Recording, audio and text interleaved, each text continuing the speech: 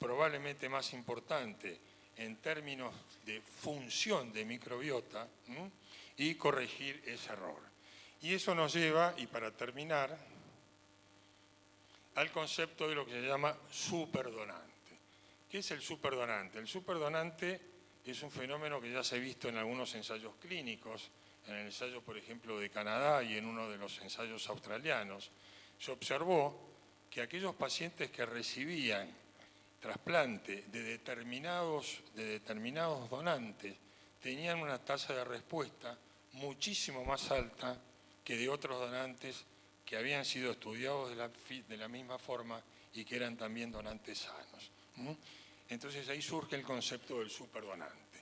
Y el concepto del superdonante empieza por la alta diversidad. Se sabe que aquellos pacientes, aquellos donantes que tienen una microbiota con alta diversidad son donantes que en general tienen mejor respuesta. Entonces uno, para ser un superdonante, necesita tener esta característica. Pero la cosa va más allá, porque hay también factores propios del receptor que conjugan con los del donante. ¿Cuáles son estos? Bueno, fundamentalmente lo que se llama el concepto actual de compatibilidad donante-receptor. No solamente necesitamos un donante con alta diversidad, sino que necesitamos que eso se combine con una compatibilidad del receptor. Y la compatibilidad del receptor y el donante está dada por factores genéticos y factores ambientales. Con esto cierro, hay una experiencia muy interesante. Un paciente con una colitis ulcerosa, se le tomó biopsia, se cultivaron linfocitos de esa biopsia y esos linfocitos se incubaron con el material de donación de 3 donantes sanos. Y lo que se hizo fue medirse la producción de citoquinas proinflamatorias que producían estos linfocitos, que producían esta donación en el cultivo de linfocitos. Y entonces se vio que la producción de citoquinas era diferente. Aquellos que se realizó la infusión con donantes con baja producción de toxinas proinflamatorias, de citoquinas proinflamatorias, tenían una respuesta mucho mejor que aquellos que, digamos, provocaban esa respuesta inflamatoria. Bueno, con esto cierro. Creo que, si hay alguna pregunta, encantado. Creo que es un tema apasionante. Estamos recién empezando a ver el desarrollo de esto y que en los próximos años vamos a tener muchas novedades. Gracias. Bueno, muchas gracias. Muchas gracias, Pablo. Un segundito, quédate. Thank you, Pablo. Nuevamente, digamos, una excelente conferencia de un tema que está absolutamente en boga. Está claro con lo del Clostridium difficile, está claro la recurrencia y alguna discusión con la refractaria. Una sola pregunta que forma parte del futuro, pero que aparece con mucha fortaleza en la mayoría de las publicaciones, que es la microbiota y cáncer y la posibilidad de que podamos encontrar a través del trasplante de microbiota mejora sobre todo en lo que es el cáncer con la inmunoterapia. Digamos, ¿hay algo en lo cual ustedes están apuntando? Creo que hicieron algo en trasplante autólogo. Digamos, ¿cuál es la idea que pueden tener o que ves en la bibliografía? No, nosotros por ahora lo que estamos haciendo, que es lo que podemos y con el cual tenemos alguna experiencia, es el tratamiento de Clostridium. Lo otro realmente requiere una logística y un nivel de sofisticación con el cual no contamos, pero la experiencia nuestra realmente con trasplante de microbiota en pacientes muy comprometidos, que son los que normalmente manejamos en el hospital. Esto se va a presentar ahora. Tenemos tratados hasta ahora 20 pacientes con formas severas o severas complicadas y tuvimos 19 pacientes con resolución del cuadro. Realmente la experiencia nuestra, estamos muy contentos en esa. Sí, y felicitaciones por eso, porque es el único centro en la Argentina que está trabajando en ese tema. Hay que tener en cuenta también que a veces cuando uno quiere relacionar distintos tipos de trabajo en distintos lugares, la primera pregunta es cuál es la microbiota real de la Argentina, ¿no? Y este no es un dato menor, porque creo que salvo algún lugar de Rosario donde se estudió, hay poco conocimiento sobre lo que pasa. Entonces a veces traspolar alguna de esas respuestas o falta de, o que algunas son más proinflamatorias y otras menos, y en eso está la diversidad, creo que es complicado. Pero bueno, nos abre un panorama realmente espectacular y por suerte, bueno, esperemos que podamos tener... Sí, lo que vos decís de la diferencia de microbiotas en distintas poblaciones es absolutamente real. Y también es cierto que los resultados, o extrapolar resultados de infección por Clostridium a otras enfermedades, no se debe hacer, porque desde el punto de vista conceptual, el tratamiento con microbiota de infecciones por Clostridium es lo más simple que hay, porque acá estamos hablando del sobrecrecimiento de una sola bacteria, que es la que causa el problema, mientras que en enfermedades inflamatorias y otras enfermedades neurológicas y demás, el tema es muchísimo más complejo. O sea, no es que modificando o inhibiendo una sola bacteria la cosa va a funcionar. Correcto, muchas gracias, Pablo. Vamos. Bueno, vamos a seguir. Vamos a pedirle al doctor Enrique Domínguez Muñoz que nos hable sobre lo nuevo en el manejo de las enfermedades pancreáticas. El doctor Muñoz estuvo ayer ya en el Pancreas Day, es el jefe del Servicio de Gastroenterología y Patología del Hospital Universitario Santiago de Compostela, profesor de medicina, director, expresidente de Fundación Española del Aparato Digestivo, de la Sociedad Española, más de 300 trabajos. Así que estamos muy contentos de que Enrique estés acá con nosotros y bueno, vamos a ver qué tenemos de nuevo que nos puedas ayudar para entender mejor la patología pancreática.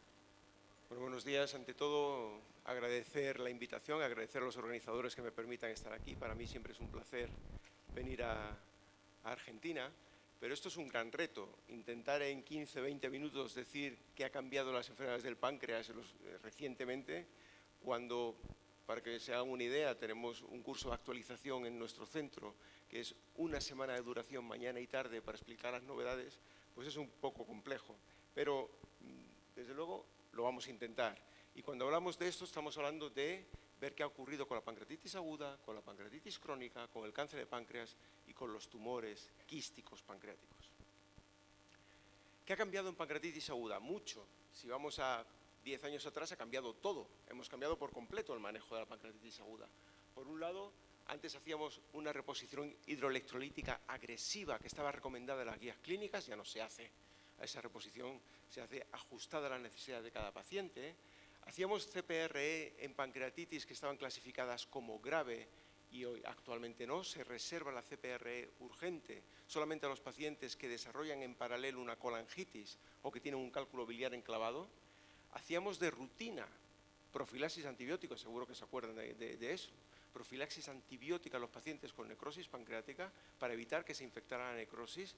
Eso está absolutamente abandonado porque actualmente utilizamos los antibióticos solamente como tratamiento de la necrosis infectada. Hace muy pocos años, cuando se diagnosticaba una necrosis pancreática infectada, era indicación absoluta de necrosectomía. Y la necrosectomía se hacía quirúrgica abierta. Esto ha vuelto a cambiar radicalmente, solamente se hace necrosectomía si previamente ha fracasado el tratamiento antibiótico y el drenaje mínimamente invasivo, y esta necrosectomía se hace de manera mínimamente invasiva. Por tanto, hemos cambiado radicalmente todo. Me quiero centrar solamente en dos aspectos que son muy puntuales porque no tenemos más tiempo. Uno es el suero que tenemos que emplear para rehidratar, para la reposición hidroelectrolítica del paciente con pancreatitis aguda, porque clásicamente decimos, bueno, suero salino, suero glucosado, los vamos alternando. Hoy sabemos que esto no es la forma de hacerlo. ¿Por qué? Porque ya desde el 2011 sabemos que cuando utilizamos Ringerlac... Perdón, voy a cometer los mismos... Voy a tener los mismos problemas con el pasador de diapositivas. Cuando utilizamos Ringer lactato, comparado con el síndrome de respuesta inflamatoria sistémica en el momento del ingreso, se produce una mejoría dramática del síndrome de respuesta sistémica en estos pacientes, mientras que si les damos salino no estamos haciendo absolutamente nada. Y de hecho, El desarrollo de fallo orgánico de estos pacientes es 0 o muy bajo cuando damos Ringer lactato, mientras que es claramente superior cuando damos salino. Por tanto, no es cuestión de dar agua, no es cuestión de aportar volumen, es cuestión de algo más. Y en este caso, el Ringer lactato está aportando datos. Hoy tenemos metaanálisis, y los metaanálisis lo que nos dicen es que, en términos de síndrome de respuesta inflamatoria sistémica, se produce un descenso significativo cuando usamos Ringer lactato frente a salino. Y en términos de mortalidad, existe una tendencia a menor mortalidad cuando usamos Ringer comparado con salino. Por tanto, yo creo que esta es una pregunta que está resuelta. Actualmente la reposición hidroelectrolítica se hace con Ringer lactato y glucosado. ¿Qué hacemos con la necrosis pancreática? ¿Cuál es el mejor abordaje? Les voy a mostrar en muy pocas diapositivas cuál ha sido la historia. Ya hace 9 años que se publicó este gran estudio randomizado holandés, necrosectomía abierta frente a necrosectomía mínimamente invasiva, simplemente para decirles que este estudio hundió por completo o nos hizo abandonar por completo la necrosectomía quirúrgica abierta, porque todo beneficiaba a la cirugía mínimamente invasiva, a la step-up, un abordaje ascendente mínimamente invasivo, empezando por antibióticos, drenaje percutáneo y, si este fracasaba, necrosectomía a través guiada por vídeo, por laparoscopia, por videolaparoscopia. Y fíjense que en términos de complicaciones, complicaciones y muerte, fallo multiorgánico, ingreso en unidades de tratamiento intensivo, hernias de incisionales, fallo endocrino o exocrino, es claramente superior el abordaje mínimamente invasivo. ¿Qué duda había? La duda que había era, probablemente si lo hacemos mínimamente invasivo, puede ser que ese paciente requiera posteriormente un mayor número de reintervenciones, de drenaje o de cirugías, y que por tanto que este beneficio a corto plazo luego no sea tal a largo plazo. Y esto se acaba de resolver en un paper que ha sido publicado muy recientemente, que es el seguimiento durante más de 7 años de los pacientes que se incluyeron en el ensayo clínico anterior, simplemente para decirles que no. El número de intervenciones es exactamente el mismo, de reintervenciones, en pacientes que se hizo el abordaje mínimamente invasivo o abierto, y seguía habiendo mucho menos daño endocrino, exocrino o hernias de incisión cuando se hacía el abordaje mínimamente invasivo. Por tanto, no hay absolutamente ninguna duda. Claro, la tecnología avanza y de repente nosotros, endoscopistas, podemos hacer lo mismo que el cirujano. Y aparece la posibilidad de no hacer un tratamiento mínimamente invasivo percutáneo, sino hacerlo transgástrico, hacerlo endoscópico. Y se abre esa posibilidad. Aparece el primer ensayo publicado en Lancet, y este ensayo lo que nos dice, bueno, básicamente da igual, hagan ustedes lo que mejor sepan hacer, porque en términos de complicaciones mayores y de mortalidad no hay diferencias. Ahora bien, hay otras complicaciones que no son menores, como el desarrollo de fallo cardiovascular tras la intervención, o de fístula pancreática, o la estancia hospitalaria, que son claramente mejores si utilizamos el abordaje endoscópico. Y aquí aparecemos los gastroenterólogos. Y estamos quitando esta parte de la pancreatología a los cirujanos de una manera importante. Nosotros hemos ido un poco más allá. ¿Qué problemas tenemos con los antibióticos? Pues que es difícil alcanzar la concentración de antibiótico necesaria para que sea eficaz en la necrosis pancreática. Publicamos un protocolo hace 2 años en el que dijimos, ¿por qué no aplicar los antibióticos no solamente sistémicamente, sino localmente a través de una sonda nasocolección necrótica? Y fíjense, en una serie que estamos ya a punto de publicar, de casi 1.200 pancreatitis aguda, necrotizante 110, necrosis pancreática infectada 48 pacientes, todos recibieron antibióticos como primer escalón. Si la antibioterapia sistémica falla, hacemos drenaje transgástrico guiado por ecografía endoscópica, más sonda nasoquística con administración local de antibióticos. Fíjense aquí en esta fotografía, en esta tomografía, cómo se ve la sonda atravesando la prótesis de aposición y llegando lo más profundo posible del área necrótica. Pues bien, de 48 necrosis infectadas, 20 requirieron drenaje transgástrico con antibioticarapia local e hicimos solo 9 necrosectomías. Solamente fue necesario llegar a realizar una necrosectomía endoscópica en 9 pacientes de 48 con necrosis pancreática infectada. ¿Qué discutir de la pancreatitis crónica? Bueno, pues podríamos hablar lo que quisieran. He preferido seleccionar un aspecto que desde mi punto de vista es un hot topic hoy en día en el contexto o en el concepto de pancreatitis crónica, y es el diagnóstico de pancreatitis crónica precoz. Es muy fácil diagnosticar calcificaciones pancreáticas, esto lo hacemos cualquiera, pero en ese momento no tenemos nada que aportar al paciente o muy poco que aportar al paciente. Esta es la etiopatogenia, fisiopatología de la pancreatitis crónica. Existe algo que está produciendo un daño a la célula ductal y a la célula acinar. Ese algo habitualmente es alcohol, es tabaco, pero existen otra serie de factores. Y como consecuencia de este daño se produce una respuesta inflamatoria, la célula acinar muere, el paciente va perdiendo parénquima funcionante a medida que avanza la enfermedad y se activan las células estrelladas pancreáticas que intentan reparar el páncreas dañado. Y estas células lo que hacen es producir cicatriz, es producir fibrosis. Y esto es lo que va produciéndose a lo largo de los años en pancreatitis crónica. Llega un momento en que esto es tan importante que el paciente nos llega con clínica. No sabemos cuándo en la evolución de este proceso. Nos llega con dolor, con datos de insuficiencia pancreática, con diabetes y con complicaciones, con el motivo de consulta que sea específico en cada paciente. ¿Qué ocurre? Esto es demasiado tarde. A nosotros nos gustaría poder diagnosticar la pancreatitis crónica aquí, antes de que la enfermedad sea lo suficientemente tardía, como que ya lo único que podemos hacer es tratar las complicaciones de la misma. Tenemos opciones porque también los métodos de imagen mejoran y tenemos la ecografía endoscópica, que es el método sin duda más sensible para evaluar el páncreas. ¿Cuál es el problema?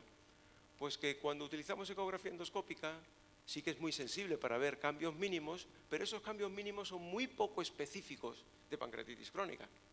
Cuando utilizamos una tomografía, cuando vemos calcificaciones y dilatación ductal, que es lo único que podemos ver con una tomografía, es muy específico. Lógicamente esto es pancreatitis crónica, pero es muy poco sensible, porque solamente lo tienen los pacientes en la fase final de la enfermedad. Por tanto, es un gran reto. Recientemente se publicó un consenso internacional de expertos en pancreatitis crónica simplemente para definir, señores, qué es la pancreatitis crónica precoz y cómo se podría teóricamente diagnosticar. Y básicamente lo que dicen es, señores, olvídense de los métodos de imagen. Es imposible diagnosticar una pancreatitis crónica precoz simplemente basándonos en métodos de imagen. Necesitamos algo más. Necesitamos que el paciente tenga algún factor de riesgo, que sea bebedor, que sea fumador, que tenga patología autoinmune, factores genéticos, historia familiar, etcétera, etcétera. Que sea poco probable que otra enfermedad esté causando los síntomas del paciente. Eso tiene todo el sentido del mundo. Que el contexto clínico sea apropiado y después algo más. Algo más es algún biomarcador. Y ese biomarcador puede ser parámetros de laboratorio, pueden ser métodos de imagen, pueden ser test de función pancreática o puede ser histología, que hoy por hoy no es posible. No es posible obtener un cilindro de un páncreas que es prácticamente sano, aunque estamos muy cerca de conseguirlo. En este sentido, en los últimos años nosotros hemos desarrollado un método multimodal basado en ecografía endoscópica con el objetivo de diagnosticar pancreatitis crónica precoz. Y lo que hacemos, y este es un estudio que está también a punto de ser publicado, a los pacientes con clínica sugerente de pancreatitis crónica, básicamente dolor epigástrico, le hacemos una ecografía endoscópica y si lo que vemos son 3-4 criterios endoscópicos de la enfermedad que no nos permite confirmar la enfermedad porque no son criterios específicos, le asociamos elastografía. La elastografía nos permite cuantificar el grado de fibrosis de la glándula. Inyectamos secretina intravenosa, evaluamos dinámicamente el comportamiento del conducto pancreático principal tras estimulación y aspiramos jugo pancreático para poder evaluar la secreción pancreática estimulada de bicarbonato. ¿Qué conseguimos con esto? Pues tener el método de imagen mejor para el diagnóstico de pancreatitis crónica, asociando la cuantificación del grado de fibrosis para demostrar que ese páncreas realmente es fibrótico, asociando uno de los aspectos fundamentales de la resonancia con secretina, que es evaluar la distensibilidad del conducto pancreático principal, y asociando el mejor método funcional para diagnosticar pancreatitis crónica precoz. Todo ello en la misma exploración. En la serie que estamos a punto de publicar hemos incluido 54 pacientes con dolor epigástrico que tenían 3 o 4 criterios ecoendoscópicos de pancreatitis crónica y, como les digo, esto nos permite bueno, pues decir que a lo mejor el paciente pueda tener una pancreatitis crónica, pero es muy poco específico. Y a estos pacientes le hacíamos elastografía, evaluar la distensibilidad del conducto pancreático principal y, como les digo, la secreción de bicarbonato. De todos los pacientes, 2/3 tenían todo patológico. Páncreas fibrótico, una distensibilidad del conducto disminuido y una secreción pancreática disminuida. Estos pacientes tienen una pancreatitis crónica, prácticamente con total seguridad. Hay pacientes que lo que tienen son 2 de estos 3 test alterados. Bueno, probablemente tengan una pancreatitis crónica, probable. Y hay otros que solamente tienen 1. Bueno, aquí ya tengo muchas más dudas de que esto pueda ser una pancreatitis crónica. Pero un único método nos puede permitir diagnosticar pancreatitis crónica en fase precoz. ¿Qué hablar de cáncer? Somos gastroenterólogos, me voy a centrar en lo que hace el gastroenterólogo en cáncer de páncreas, que debería ser mucho. Les tengo que decir una cosa, el cáncer de páncreas es una enfermedad digestiva, es una enfermedad gastroenterológica. El oncólogo tiene su labor, obviamente, el cirujano tiene su labor, obviamente, pero la labor del gastroenterólogo es enormemente relevante en estos pacientes. Y me voy a centrar simplemente en un aspecto que es el manejo de la insuficiencia pancreática exócrina que desarrollan estos pacientes, simplemente porque el conducto pancreático se obstruye por el tumor. Y la inmensa mayoría de estos pacientes desarrollan insuficiencia pancreática exócrina. ¿Qué significa esto? Que los pacientes no pueden digerir lo que comen. Son pacientes con un cáncer que están en una situación prácticamente equivalente al ayuno porque no digieren ni absorben los nutrientes que están comiendo. Obviamente la malnutrición en cáncer de páncreas es multifactorial.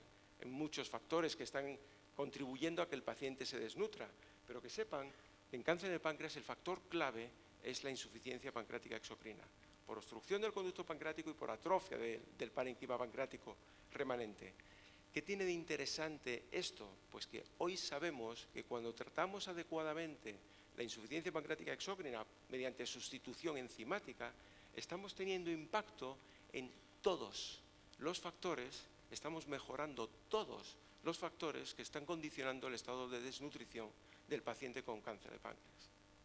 Desaparece la anorexia, desaparece la náusea y vómito, desaparece el dolor, mejora absolutamente toda la clínica del paciente. Por tanto, no estamos solamente dando enzimas para que puedan digerir mejor los nutrientes. Esto es cuando el paciente tiene un tumor irresecable o previo a la cirugía. Después de la cirugía, la situación ni de lejos mejora a pesar de haber resecado un tumor. Simplemente porque el cambio anatómico es tan relevante que este paciente desarrolla siempre o prácticamente siempre una insuficiencia pancreática exócrina. Lo que está ocurriendo es que a estos pacientes les resecamos el duodeno. El duodeno, recuerden, es el lugar donde se produce la colecistoquinina y la secretina. Por tanto, estos pacientes no tienen estimulación pancreática postprandial y por tanto el páncreas no sabe que el paciente ha comido y por tanto no puede producir más enzimas de las que produce basalmente. Y no solamente eso, se produce una asincronía entre el vaciamiento gástrico de nutrientes que viene por el asa eferente y la secreción pancreática no estimulada que viene por el asa aferente, de forma que no encuentran el lugar donde se puedan mezclar adecuadamente para una adecuada digestión. Por tanto, hablando de cáncer de páncreas, el desarrollo de insuficiencia pancreática es la norma en todo paciente, ya sea el cáncer irresecable o previo a la cirugía o tras la cirugía. ¿Cuál es la consecuencia de esto? Pues hoy sabemos que la consecuencia es muy relevante. Primero, sabíamos ya desde hace muchos años que el paciente con cáncer de páncreas que desarrolla una caquexia es un paciente que le queda muy poca sobrevida, es un paciente que va a vivir muy poco. Lo que hoy sabemos es que el factor fundamental de la pérdida de peso de estos pacientes es la insuficiencia pancreática exócrina. Y hoy sabemos que la insuficiencia pancreática exócrina es un factor independiente de corta supervivencia en cáncer de páncreas, además de asociarse a mala calidad de vida en estos pacientes. Eso es un trabajo que publicamos el año pasado. Aquí ven la supervivencia de cáncer de páncreas avanzado, irresecable, la mayoría con metástasis, en función de su pérdida de peso antes del diagnóstico de la enfermedad, más o menos del 10% del peso corporal. Lo que van a ver ahora es la supervivencia de los pacientes que han perdido más del 10% de su masa corporal, de su peso corporal, y por tanto lo deben comparar con la línea roja una vez que hemos tratado adecuadamente la insuficiencia pancreática exócrina. Y lo que estamos haciendo es esto. estamos mejorando dramáticamente la supervivencia de estos pacientes simplemente porque estamos consiguiendo que estén en un buen estado general para poder recibir quimioterapia. Nosotros no estamos curando el cáncer, nosotros estamos haciendo que el paciente esté bien para recibir quimioterapia. El mismo año se publicó este estudio inglés y fíjense, lo que ven aquí es los factores que de manera significativa e independiente afectan o tienen un impacto sobre la supervivencia de los pacientes con cáncer de páncreas. Lo que está a la izquierda de la línea de puntos es una supervivencia más corta, a la derecha más larga. ¿Y qué dice el estudio? Pues simplemente que los pacientes de mayor edad viven menos, los pacientes que tienen más comorbilidades viven menos y los pacientes que fuman viven menos. Los pacientes que se operan, que se reseca el cáncer, viven más, los que reciben quimioterapia viven más y los que reciben tratamiento enzimático sustitutivo viven más. Y fíjense que el impacto en términos de survival time ratio es el mismo en las tres variables, para que vean el impacto que tiene el tratamiento enzimático sustitutivo en estos pacientes. Y en esta gráfica, que la voy a poner un poquito más clara para que lo vean mejor, es el impacto que tiene el tratamiento enzimático sustitutivo sobre los pacientes con cáncer de páncreas. Todo lo que está a la derecha de la línea de puntos vertical significa que mejora la supervivencia, por tanto, siempre mejora la supervivencia. ¿Qué significa este estudio? Pues que me da igual que el paciente sea un hombre o una mujer, me da igual que sea joven o mayor, me da igual que tenga más o menos comorbilidades, que fume o que no fume, que reciba quimioterapia o no, que se le reseque el tumor o no, o que el tumor sea resecable o no. Siempre el tratamiento enzimático sustitutivo se va a asociar a una mayor supervivencia. Y esto es enormemente duro, enormemente relevante. Y termino muy brevemente sobre las lesiones quísticas pancreáticas. Tenía que incluirlas porque 20 personas aquí tienen una lesión quística pancreática. 25 personas de los que estamos aquí tenemos una lesión quística pancreática o más. Saben que estamos hablando de lesiones que son enormemente prevalentes en la población general. ¿Cuántas veces no han visto un paciente que se le hace una ecografía por cualquier motivo, una tomografía por cualquier motivo, y el radiólogo dice, lesión quística en el páncreas? Esa lesión quística, señores, es un tumor.